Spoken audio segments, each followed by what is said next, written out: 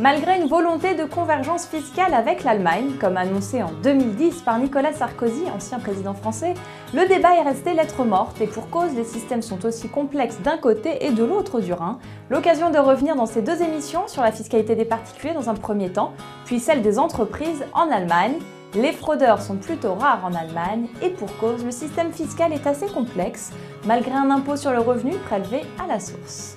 L'impôt sur le revenu en Allemagne est un impôt prélevé à la source chaque mois et mentionné directement sur la fiche de salaire. Pour déterminer le montant de l'impôt sur le revenu, l'employeur a besoin de connaître un certain nombre d'informations concernant ses salariés, tels que le barème applicable, les abattements applicables aussi par exemple pour les enfants à charge. Alors jusqu'en 2012, ces informations étaient disponibles sur un document papier, la Lohnsteuerkarte, et depuis 2013, cette procédure a été dématérialisée, c'est-à-dire que ces informations sont disponibles dans une base de données. L'employeur peut s'opposer à ce que l'employé puisse avoir accès à ces informations. À ce moment-là, comme l'employeur n'a aucune information, il doit quand même calculer un impôt sur le revenu.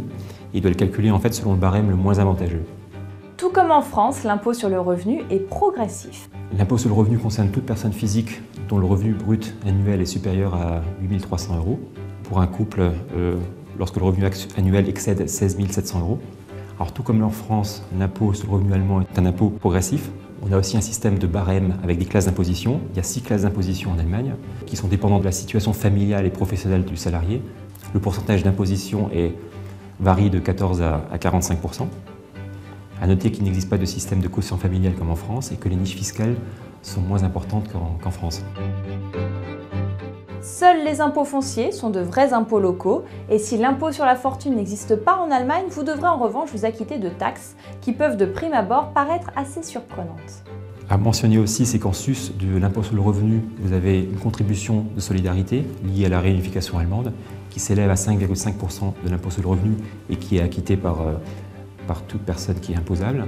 Et vous avez également l'impôt sur les cultes, le Kirchensteuer, qui est à payer si vous appartenez à une religion, qui représente environ 10% de l'impôt sur le revenu.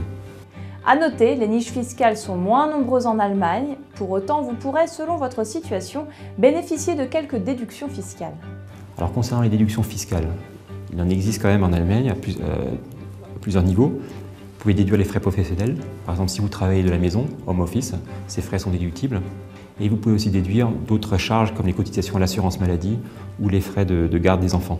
Mais ces déductions sont limitées. Une particularité allemande, c'est que vous pouvez aussi déduire certains frais en cas de double résidence, la Doppelte Haushaltsführung, lorsque c'est dicté par des raisons professionnelles. Par exemple, vous travaillez la semaine à Hambourg et votre lieu de vie le week-end en famille est à Munich. Vous pouvez déduire un certain nombre de frais relatifs à votre logement à Hambourg et aussi pour les déplacements entre Munich et Hambourg. Enfin, la déclaration fiscale si propre au système français n'est pas systématique outre-Rhin. Une déclaration de revenus doit quand même être effectuée en Allemagne si vous souhaitez déduire vos charges professionnelles ou si vous avez des revenus d'autre nature comme des revenus fonciers. Mais par contre, si vous n'avez aucun de ces revenus ou aucun de ces abattements à faire valoir, vous n'avez pas besoin d'établir une déclaration de revenus.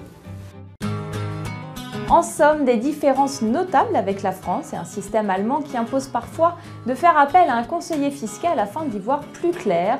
Pour autant, si l'Allemagne ne fait pas partie de ces paradis fiscaux, il n'en reste pas moins que les charges sociales sont moins importantes outre-Rhin. Alors restez avec nous pour cette deuxième partie d'émission consacrée à la fiscalité des entreprises.